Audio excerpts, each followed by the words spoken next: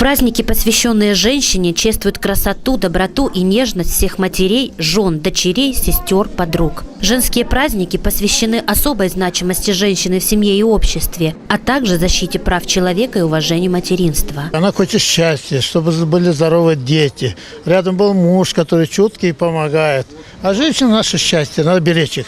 Для женщин эти даты – повод для бурной радости, а для мужчин – повод в очередной раз показать женщинам свою любовь и выразить признательность. Я хотел бы поздравить всех женщин, Камрата, Гагаузии с этим весенним праздником, пожелать им благополучия, пожелать достатка в доме, пожелать большого семейного счастья.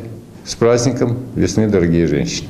В преддверии 8 марта в Камрате поздравляли женщин-ветеранов труда. Ветеранская организация «Муниципия Камрат» решила поздравить всех женщин, которым около 70 и выше. Это те женщины, которые в свое время отдавали все себе работе. И сейчас они считаются все ветераны труда.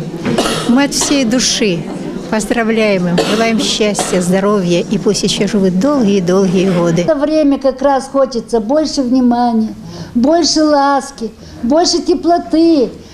Всего хочется больше, добра хочется больше. И я теперь в таком возрасте говорю, да, это мама моя была права. Возвращаясь к словам Фимы Артемовны, дай Бог, чтобы вот эти золотые высказанные слова исполнились, чтобы мы дождались этой пенсии, долго жили, счастливо и будьте здоровы. Всего вам самого.